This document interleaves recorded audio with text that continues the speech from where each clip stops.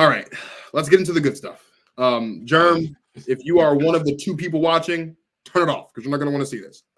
The Chiefs, for the first time ever, are not playing in Arrowhead before the Super Bowl. They are going to Buffalo to take on the Bills. We're getting Mahomes and Allen. What is this?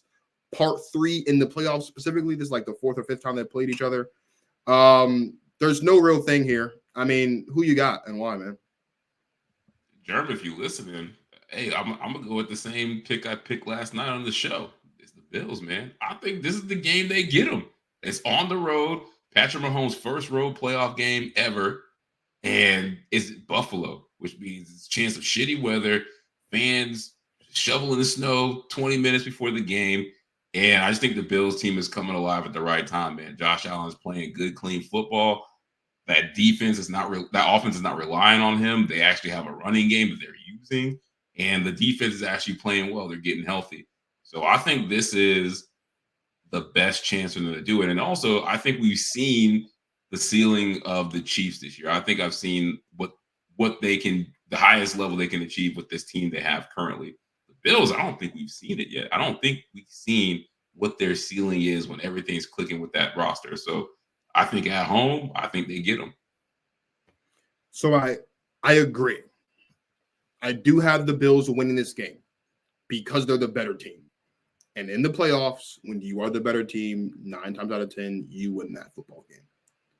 But there's one person under more pressure than Lamar Jackson this offseason. Or this playoffs, sorry. It's Josh Allen. When you have Patrick Mahomes for the first time ever on the road in a playoff game, more specifically, he's going to Buffalo, which is colder than Kansas City. Now, it's not going to be as cold as -4 degrees like it was in Kansas City. But Buffalo ain't a warm weather type of place. They play outside. It's going to be cold. It's going to be cold this weekend. Could snow. It could be snowing some more than like what it was doing last weekend. So you have Pat Mahomes going to Buffalo, where the rookie receiver, Rashid Rice, who, shout out to Rashid Rice, he's playing exceptional. But he's your best he's your best target, Pat Mahomes. It's Rashid Rice because somewhere along the course of the season, Taylor Swift sucked all the talent out of Travis Kelce. It's gone. It's gone. Travis Kelce can't catch a football for some reason. And so you have an aging Travis Kelce. You have an O-line that's kind of banged up. Your receivers can't catch the ball. I don't know where the Kadarius Toney was that played in the Super Bowl. We haven't seen him all season. So Rashid Rice is your best receiver. If Josh Allen loses this game, Josh Allen becomes this generation's Aaron Rodgers. An exceptional regular season quarterback. Exceptional. In the MVP conversation almost every year. Josh Allen hasn't won one yet, but Josh Allen will likely win 2, maybe 3 MVPs in his career. But can't get over the hump in the playoffs against one guy specifically. Now, the difference between Josh Allen and Aaron Rodgers is Aaron Rodgers got stopped by everybody. Brady stopped him. Russell Wilson stopped him. Jimmy G stopped him. Colin Kaepernick stopped him. Everybody. Anybody that played in NFC during Aaron Rodgers' career post that Super Bowl. Russell Wilson. Anybody that played quarterback in the NFC post Super Bowl stopped Aaron Rodgers. Embarrassing. I'm gonna take it. Sorry, I just cut you off, but I'm gonna take it a step further. I'm gonna say the same thing I said at the beginning of the year. I think we were on a show together. If the Bills don't win the Super Bowl this year, congratulations, Josh Allen is Phillip Rivers. That's exactly what's gonna happen. Like you said, eye-popping stats, but every time them Chargers teams got to the playoffs, shit just fell apart for whatever reason. And at some point, he just got to say, you know what? I'm gonna have me a Joe Flacco run in the playoffs, and I'm just put the team on my back, and we're gonna get there and get it done.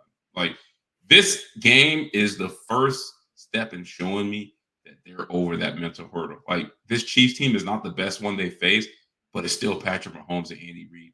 And you guys lost last year to Joe Burrow and the Bengals when everybody thought you guys should have won that home game too. So I think winning this game is a big mental hurdle clear for that franchise and their dynamic moving forward with Josh Allen. The Kansas City Chiefs are the most beatable they've ever been in the Patrick Mahomes ever. You have a rookie receiver as your best receiver. Travis Kelce is getting older. I'm not going to say he's regressing, but I am going to say he's getting older and he's not as lethal as he once was. This offensive line has been dealing with some issues. The receivers can't catch balls. Defense, I will give the defense credit. This is the best defense Mahomes has had his entire career. But this offense is not what it used to be. This is not an offense that goes out there and drops 30, 40 points almost every other night or every other week. That's not what this is. This is a team that if you can hold them under 20, which it's happened more this year than ever before, you got a really good shot at winning a football game. And so if you're Josh Allen hosting that team, the most beatable it's ever been, and you can't win this football game, we need to have a serious Josh Allen, whether you want to say he's the next Aaron Rodgers, whether you want to say he's the Phillip Rivers of the generation, whoever he is, he ain't Tom Brady. He's not a perennial Super Bowl appearer or Super Bowl winner. He's not a winner. He's not a winner, period. Like, they barely got into the playoffs. He needs to win a Super Bowl. Like, he needs everything. He is under way more pressure to me he should be under way more pressure than Lamar. He got his money first. The expectations have disappeared. He's had better teams. He's had better coaching. Like, him not going to a Super Bowl is insane to me. Like, you would think Josh Allen is the best quarterback in the last 5 years, not named Patrick Mahomes. Like, that's how high people have ranked him. Like, he's in the MVP conversation every year. And I feel like he's got to like, what's the difference between him and Justin Herbert? Like, it's all potential until you win something. You got to show me you can put the team on your back, because Lamar has shown me that. He won an MVP with nobody out there and a terrible coach. So I think you have a situation, and just by the way, so Germ during the game this weekend, he texted me and he said, "How you like Josh Allen now?" LOL. And I said, "Wow, Josh Allen beating him on a bad football team. What else is new?" Josh Allen. I had to go through that same shit with him and Don too. They're all like, "Yeah, Josh Allen." I was like, "Where were y'all texting me when this?" I don't want to really cuss on your show, but like, when were y'all when this dude was leading the league in interceptions and throwing like 3 picks a game? Because my shit was mad quiet when he was doing that. Only thing I got from Jerm was him burning his Bills gear. But it's like, I get it. Like, the talent is there, but yeah, he should beat the Pittsburgh Steelers, who are not a playoff team. You don't get credit for T.J. Watt playing the game? No, he didn't. Okay, thank you. So he should beat them. And Mason Rudolph was the quarterback, so there's that too. When the one thing, when I was a kid, I always wanted an allowance. I always wanted an allowance when I was a kid, because everyone else had an allowance. I want an allowance. And my mom was always like, "You cannot have an allowance because I'm not going to pay you to do the things you're supposed to do. Like, I'm supposed to clean my room. I'm supposed to do my chores. I'm supposed to take the trash, whatever. She's not going to pay me for that, right? My allowance was, she didn't kill me when I did something wrong, right? That was my allowance, okay? Josh Allen does not get a pat on the back for beating up on the Steelers. You would never go to the ocean, see a fish swim, and applaud. You don't applaud a fish for swimming. You don't applaud a dog for barking. I'm not going to applaud Josh Allen for beating on the Steelers. I'm also not going to applaud Josh Allen if he beats the Chiefs. You know why? Because the Chiefs aren't good. They're not the Chiefs. This isn't the Kansas City Chiefs that we know that's dominated the league for the better part of half a decade. That's not who this is. Now, if you beat Pat Mahomes in a meaningful game, I'll give you credit for that, because you haven't done that yet in your career. But beating the Chiefs, playing a lead against the Chiefs, does not earn you an applause. What earns you an applause is doing something you haven't done before, which is going to an AFC Championship game on the road, winning it, going to a Super Bowl, and winning that too. That is what warrants applause for Josh Allen. And so all I can say is, I know I've been very high on the Lamar Jackson is under pressure train, and if you want to say I'm the face of it in this small community, whatever. But if there's one person on the face of the planet that's under more pressure this weekend than Lamar Jackson, it's Josh Allen. Because JT's money, to JT's point, he got his money first. They've actually they've done a better. He got his money hella early. Yeah, he got his money after one good year. He did. One almost MVP year got Josh Allen his money, and I would say the Bills have actually done a better job of building around Josh Allen than the Ravens. Than the Ravens have done building around Lamar. So, like Josh Allen basically did Carson Wentz mode and was like, "All right, we pay you. We seen that we're going to pay you." And it's like, have they won anything of substance since then? No, they have not. They've not. And if there's one coach that's left of the 8 that is on the hot seat and it's all the way up, it's Sean McDermott. Sean McDermott can't. come back to Buffalo next season if they don't win this game. Because it's going to be the same thing over and over and over again. We sit here every year and we talk bad about the Cowboys because they continue to not make it to conference championship games after what's almost been 30 years. And they continuously bring coaches back, whatever, just like they brought Mike back. Well, Sean McDermott has been to one conference championship game. He lost. Hasn't been back since. Has literally the AFC championship game is on a silver platter. You have the Chiefs and the Steelers. It's like a silver platter AFC championship game there. If the Bills aren't in the AFC championship game, Sean McDermott has to go. He has to go. Sean McDermott has to be fired like the next day. Because at what point are you going to say it's either, like you have to pick and you can't get rid of Josh Allen?